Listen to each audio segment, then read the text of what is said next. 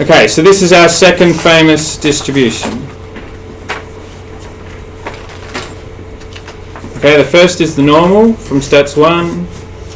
So the first is the normal. Oh, wait on, let's call it the third. Second is the binomial. And the third one is this. Okay, now I told you how to be on the lookout for binomials. You have to spot repetition situations. That's just the first clue. It's not a guarantee it'll be the binomial. We have to pass it through the 4 checks. But it's highly likely that it will pass those checks.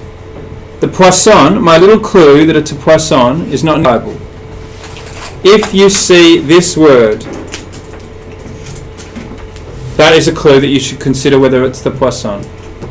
It's not a very good clue because I told you that you should be working out the average even for your binomials.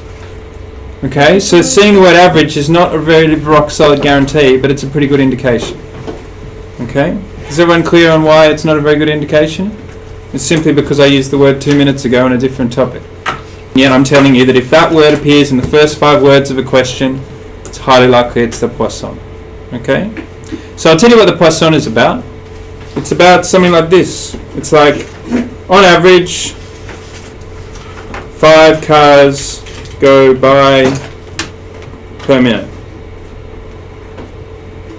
Okay, so that's the average figure, right? Word average came second, so I'm thinking it might be the Poisson. Okay. In the next minute, so this is the question, what is the chance 6 go by? Now that's not that far off the average, right? So we should get a pretty high probability for that.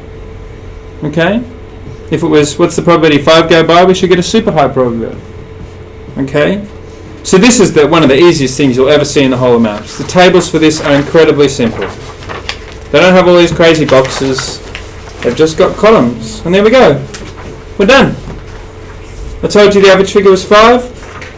And what did I want? The probability that 6 go by. So what's that? 6. This fella is the figure for 0, 1, 2, 3, 4, 5, 6. So if we want 6, go down minus that. Because that's the figure for 0, 1, 2, 3, 4, 5. This is the figure for 0, 1, 2, 3, 4, 5, 6. So this minus this will be the figure for 6. And that's it. It's like 15%. That's pretty decently big. Okay. What's the probability of getting 5 or fewer? It's sitting right there, girls. Just 61% or 62%. Sitting right there. Okay. What's the probability of getting none? That would be pretty weird. If 5 go by on average, getting none would be pretty freaky. And look, it's tiny. It's less than 1%. Okay? What's the probability of getting more than 10? What's more than 10? More than 10 is 11, 12, 13, 14, 15, 16, 17, blah, blah, blah, blah, blah, blah. Unlike the binomial, you can just keep going on forever. It's not a fixed number of repetitions. So, what did I say more than 10? 11, 12, 13, 14, 15? So this is so 11, 12, 13, 14, 15 is not 10, 9, 8, 7, 6, 5, 4, 3, 2, 1, 0. That's the figure for 10, 9, 8, 7, 6, 5, 4, 3, 2, 1, 0. So the probability we want is 1 minus that, which is about 1.5%, which again is pretty tiny. So that's the Poisson. Okay, now of course we can make these tricky. Okay, one way I can make them tricky is by mismatching the units.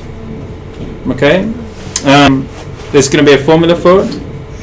The formula has just one thing in it, namely the average figure. This is a very simple situation. So that's why I told Emily that she could get on board with this even though she hadn't seen the binomial. Okay, I don't know why they put the binomial first. Maybe it's like how you should drive a manual before you learn how to drive an automatic. Don't know. Okay, so do you just want to bust out some practices on that? It's basically just using the table. Okay?